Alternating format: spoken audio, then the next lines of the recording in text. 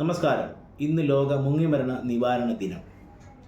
നമുക്കറിയാം, നമ്മുടെ കായലുകളിലും കടലിലും മറ്റ് ജലാശയങ്ങളിലുമൊക്കെ വർഷം തോറും ഒരുപാട് ആളുകൾ മുങ്ങിമരണത്തിന് വിധേയരാകാറുണ്ട്.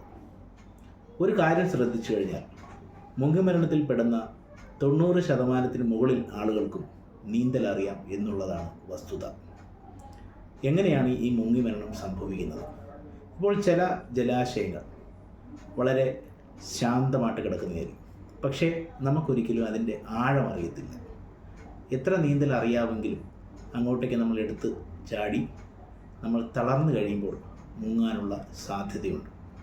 അതുപോലെ തന്നെ ചിലത് നല്ല ഒഴുക്കുള്ള താഴ്ച കുറഞ്ഞ ജലാശയങ്ങളായിരിക്കും. അതിൽ നമ്മൾ ഇറങ്ങിക്കഴിഞ്ഞാൽ ചിലപ്പോൾ കാല് വഴുക്കാനുള്ള സാധ്യതയുണ്ട്.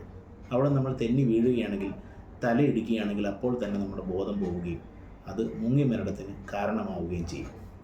പിന്നെ മറ്റൊരു തരത്തിലുള്ള മുങ്ങിമരണം, മദ്യപാനത്തിന് ശേഷം വെള്ളത്തിൽ ഇറങ്ങിക്കഴിഞ്ഞാൽ നമ്മുടെ ശരീരത്തിൽ ഷുഗറിൻ്റെ അളവ് കുറയാനുള്ള ഒരു സാധ്യതയുണ്ട്.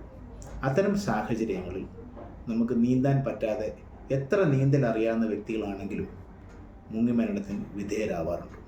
അതുകൊണ്ട് ഇപ്പോൾ മഴക്കാലമാണ്, ഈ സാഹചര്യങ്ങളിലാണ് കൂടുതലും മുങ്ങിമരണങ്ങൾ നടക്കുന്നത്. നിങ്ങൾ യാതൊരു കാരണവശാലും നീന്തൽ അറിയാമെങ്കിലും ഇല്ലെങ്കിലും വെള്ളത്തിൽ ഇറങ്ങുന്നത് സൂക്ഷിച്ച് ഇറങ്ങുക. നന്ദി, നമസ്കാരം.